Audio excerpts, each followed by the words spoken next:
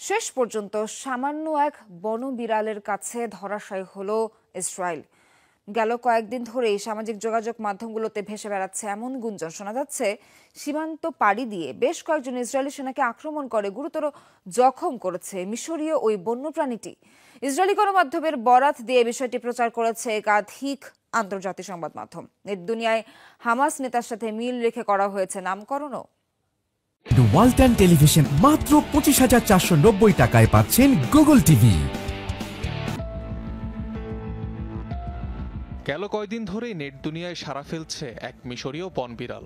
বিভিন্ন গণমাধ্যম বলছে সীমান্ত পাড়ি দিয়ে ইসরায়েলের এক সামরিক ঘাঁটিতে ঢুকে সেনাদের উপর আক্রমণ করেছে বন্যপ্রাণীটি। বনবিড়ালের কামড়ে গুরুতর জখমও হয়েছেন বেশ কয়েকজন সেনা সদস্য।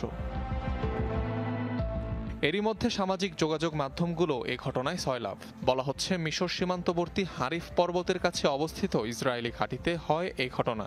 তবে সংবাদ মাধ্যমগুলোর খবর, এই হামলার পর পাকড়াও করা হয়েছে ওই বন্যপ্রাণীটিকে। পরীক্ষার জন্য নেওয়া হয়েছে বিশেষায়িত একটি হাসপাতালে। নেতানিয়াহু বাহিনীর উপর আক্রমণের গুঞ্জনে নেট দুনিয়ায় রীতিমতো হিরো বনে গেছে বনবিড়ালটি। মজার ছলে ইসরায়েলি হামলায় নিহত হামাস নেতা ইয়াহিয়া সিনওয়ারের সঙ্গেও তুলনা দেয়া হচ্ছে প্রাণীটিকে। বলা হচ্ছে যা বহু ক্ষমতাধর আরব নেতা করতে পারেননি তা করে দেখিয়েছে সামান্যই প্রাণী। দ্রুতগতির জন্য অত্যন্ত সুপরিচিত এই ধরনের বন্যবিড়াল, যারা প্রতি ঘন্টায় 80 কিলোমিটার গতিতে ছুটতে পারে। এদের এক একটি দৈর্ঘ্যে 60 থেকে 90 সেন্টিমিটার হয়ে থাকে। 12 থেকে 15 বছর বাঁচতে পারে প্রাণীটি। সাধারণত ইঁদুর, বন্য খরগোশ এবং পাখির উপর নির্ভরশীল হলেও আকারে বড় প্রাণীকেও আক্রমণ করতে সক্ষম ইজিপশিয়ান লিংস। অনিক রহমান, যমুনা নিউজ।